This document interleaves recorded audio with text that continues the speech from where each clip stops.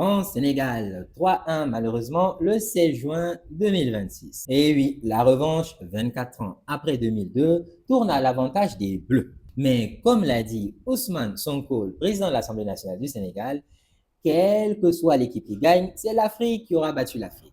Alors, regardons les compositions de ces deux équipes. Côté Sénégal déjà, prenons le cas de Khalidou Koulibaly. Il est né à Saint-Dié-des-Vosges. Édouard Mendy a grandi en Seine-Maritime. Sadio Mané a construit toute sa carrière en Europe. Et côté français, Kylian Mbappé a un père camerounais et une mère algérienne. Ousmane Dembélé a un père sénégalais et une mère mauritanienne. Aurélien Tchouameni, Dayo Upamecano, Michael Olise, Jules Koundé, Eduardo Camavinga et même Ibrahima Konati. Tous ont des racines africaines profondes. Deux équipes, deux maillots, mais même réservoir de talent. Alors, en 2026, il y a une question cruciale à se poser. Pourquoi de plus en plus de binationaux choisissent-ils l'Afrique plutôt que l'Europe? Derrière chaque choix, un calcul stratégique de carrière, lucide et assumé. Je vous explique tout cela dans cette vidéo. Moi, c'est Cher Diakité, entrepreneur tech, et sur cette chaîne, je décrypte l'impact de la tech, de la géopolitique et du business sur notre avenir.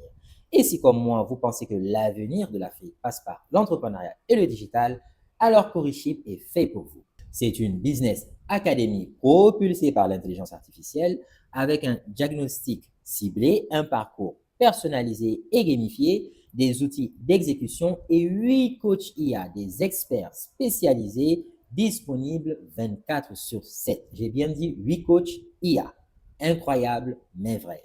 Un écosystème business intégral conçu par et pour des entrepreneurs africains. Alors, commencez dès maintenant gratuitement et pour ceux parmi vous qui veulent aller plus loin, Coriship Premium, un code promo vous attend en description. Now, let's dive in.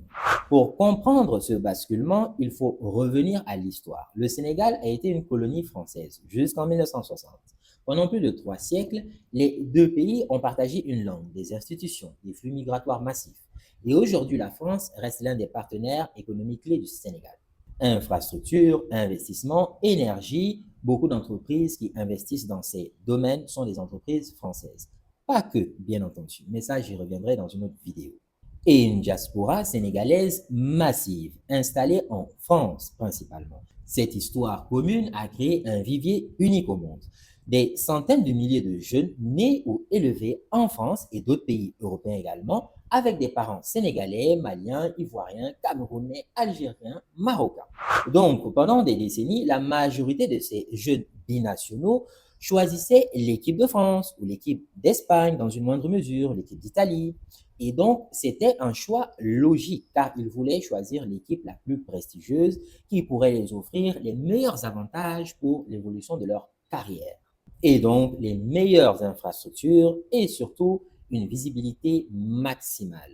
Zinedine Zidane, Thierry Henry, Patrick Vieira ou encore Marcel Desailly, toute une génération de champions français aux origines africaines. Mais depuis 2015, quelque chose a commencé à changer. Regardez les cas emblématiques.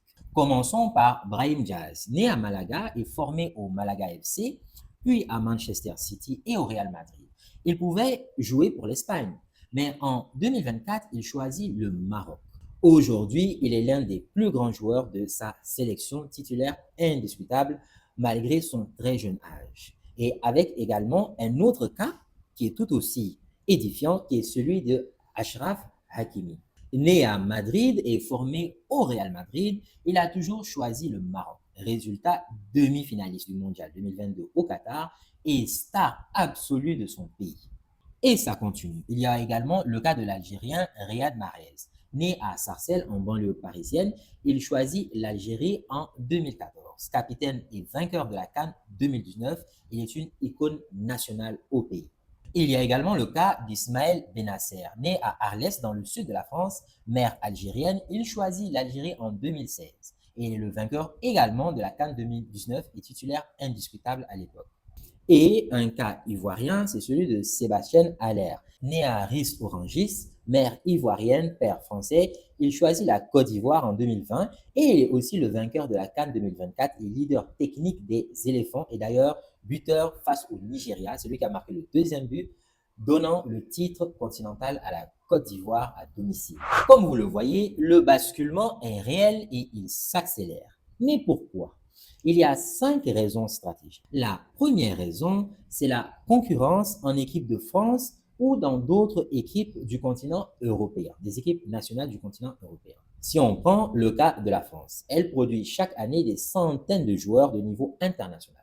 Le vivier est si profond que même des talents exceptionnels peuvent rester sur le banc.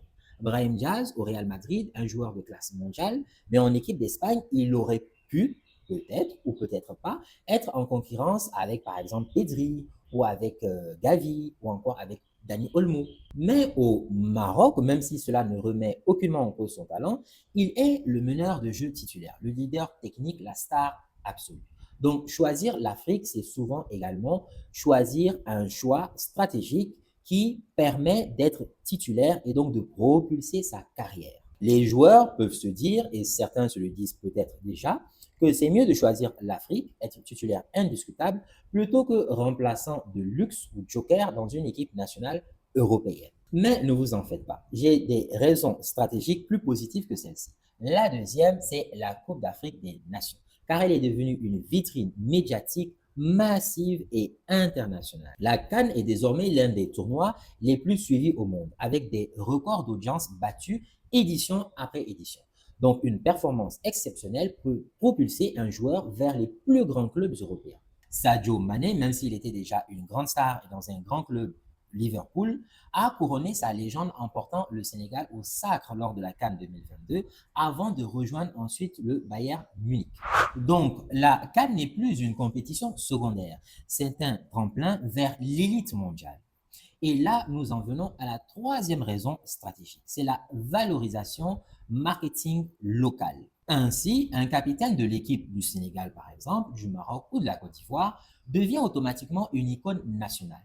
Les contrats de sponsoring se mettent à pleuvoir. Orange, MTN, Maroc Télécom, grande marque locale. La valeur de marque personnelle peut dépasser celle qu'on obtiendrait en étant un joueur moyen en équipe de France ou dans une autre sélection européenne. Pour revenir sur l'exemple de Achraf Hakimi, il est devenu l'un des sportifs les plus bankable du monde arabe et africain, pas seulement grâce à ses performances au PSG, mais aussi grâce à son statut de héros national marocain. Et la quatrième raison stratégique, c'est l'identité culturelle. La génération actuelle de binationaux est profondément connectée à ses racines.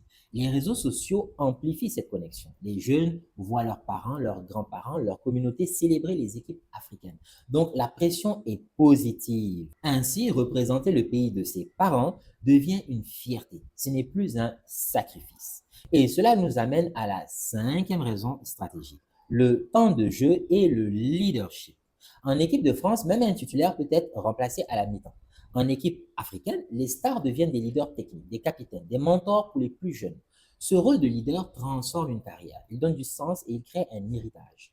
Alors, pourquoi la France produit-elle autant de binationaux? C'est également une question à se poser, car quand même parmi toutes les équipes européennes et même au-delà, que ce soit les équipes par exemple en Amérique du Nord, qui ont aussi des binationaux, on se rend compte quand même que la France est le pays qui produit le plus de binationaux. Trois raisons structurelles d'abord. L'histoire coloniale. La France a colonisé une grande partie de l'Afrique, c'est l'Afrique francophone. L'immigration massive des années 60 et 90 a créé une deuxième, troisième et même quatrième génération issue de cette histoire. Ensuite, il y a également le droit du sol. Je ne sais pas si ça va changer à l'avenir, mais en tout cas, ça joue énormément. En France, naître sur le territoire donne automatiquement la nationalité française, contrairement à beaucoup d'autres pays européens. Enfin, il y a les infrastructures de formation.